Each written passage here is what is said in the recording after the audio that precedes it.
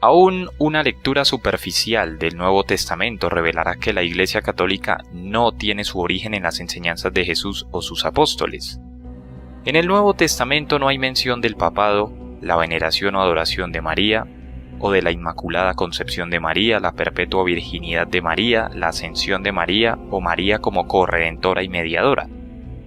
Las peticiones a los santos en el cielo por su intercesión, la sucesión apostólica, las ordenanzas de la Iglesia funcionando como sacramentos, el bautismo infantil, la confesión de pecados a un sacerdote, el purgatorio, las indulgencias o la autoridad paralela de la tradición eclesiástica y la Escritura.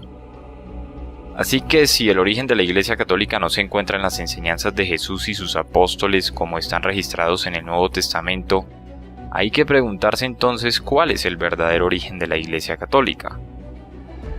Durante los primeros 280 años de la historia cristiana, la cristiandad fue prohibida por el Imperio Romano y los cristianos fueron terriblemente perseguidos. Esto cambió después de la conversión del emperador romano Constantino. Constantino legalizó el cristianismo en el Edicto de Milán en el año 313. Después, en el 325 después de Cristo, Constantino convocó al Concilio de Nicea en un intento por unificar la cristiandad. Constantino visualizó el cristianismo como una religión que pudiera unir al Imperio Romano, el cual en ese tiempo comenzaba a fragmentarse y dividirse. Mientras esto hubiera parecido ser un desarrollo positivo para la Iglesia cristiana, el resultado fue todo menos que positivo.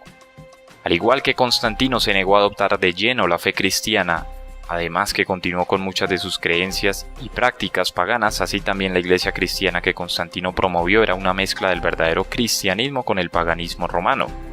Constantino descubrió que con la gran extensión del Imperio Romano tan diverso y expansivo, no todos accederían a renunciar a sus creencias religiosas y abrazar al cristianismo en su lugar. Así que Constantino permitió y aún promovió la cristianización de las creencias paganas.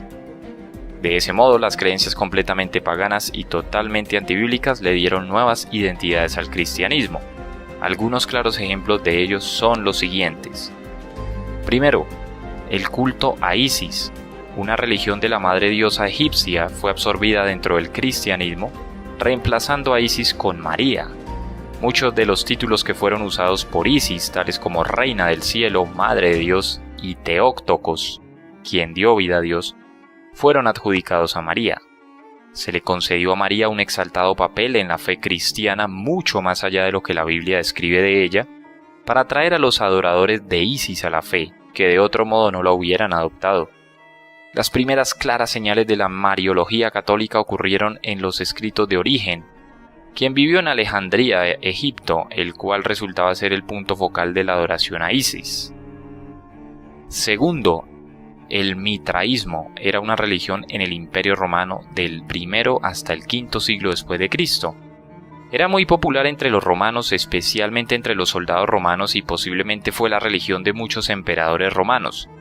Mientras que nunca se le concedió un estatus oficial al mitraísmo en el Imperio Romano, fue de hecho la religión oficial hasta que Constantino y los siguientes emperadores romanos reemplazaron el mitraísmo con el cristianismo.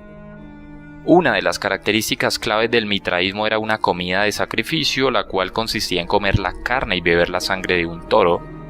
Mitras, el dios del mitraísmo, estaba presente en la carne y la sangre del toro.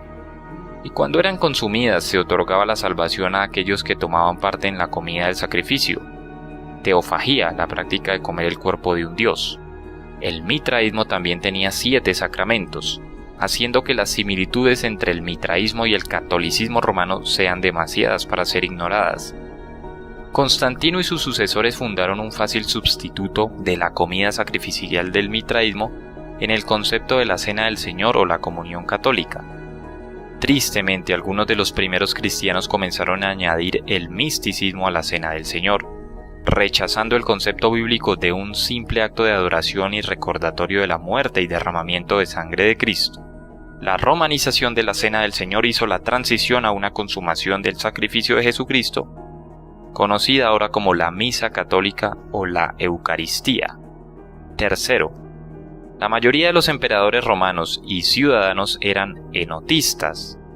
Un enotista es alguien que cree en la existencia de muchos dioses, pero que tiene un enfoque primario en un dios en particular. o considera a un dios en particular como supremo sobre los otros dioses.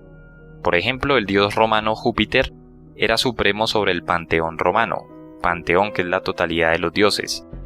Los marinos romanos con frecuencia eran adoradores de Neptuno, el dios de los océanos.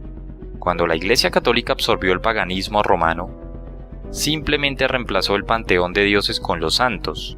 Así como el panteón de dioses romanos tenía un dios del amor, un dios de la paz, un dios de la guerra, un dios de la fuerza, un dios de la sabiduría, etc., la Iglesia Católica tiene un santo que está a cargo de cada una de estas características y existen muchas otras categorías. Igualmente, así como muchas ciudades romanas tenían un dios específico para la ciudad, también la Iglesia Católica provee sus santos patrones para las ciudades. Cuarto, la supremacía del obispo romano, el papado, fue creado con la ayuda de los emperadores romanos. Siendo la ciudad de Roma el centro de gobierno del Imperio Romano y con los emperadores romanos viviendo en Roma, la ciudad de Roma se levantó como preeminencia de todas las facetas de la vida. Constantino y sus sucesores dieron su apoyo al obispo de Roma como el supremo gobernante de la Iglesia. Desde luego, era mejor para la unidad del Imperio Romano que el gobernante y la sede de la religión se encontraran centrados en el mismo lugar. Mientras que muchos otros obispos y cristianos se resistieron a la idea de que hubiera un obispo romano supremo, eventualmente el obispo romano se elevó a la supremacía a través del poder y la influencia de los emperadores romanos. Cuando el Imperio Romano se colapsó, los papas tomaron el título que previamente había pertenecido a los emperadores romanos, Pontificius Maximus. Se pueden dar otros muchos ejemplos, pero estos 4 pueden ser suficientes para demostrar el verdadero origen de la Iglesia Católica. Desde luego, la Iglesia Católica Romana niega el origen pagano de sus creencias y prácticas. La Iglesia Católica disfraza sus creencias paganas bajo capas de complicada teología. La Iglesia Católica excusa y niega su origen pagano tras la máscara de la tradición eclesiástica, reconociendo que muchas de sus creencias y prácticas son totalmente ajenas a la Biblia. La Iglesia Católica está forzada a negar la autoridad y suficiencia de las Sagradas Escrituras. El origen de la Iglesia Católica es el trágico compromiso del cristianismo con las religiones paganas que la rodeaban. En vez de proclamar el Evangelio y convertir a los paganos, la Iglesia Católica cristianizó las religiones paganas y paganizó el cristianismo. Al mezclar las diferencias y borrar las características distintivas, sí, efectivamente la Iglesia Católica se hizo a sí misma atractiva a la gente del Imperio Romano.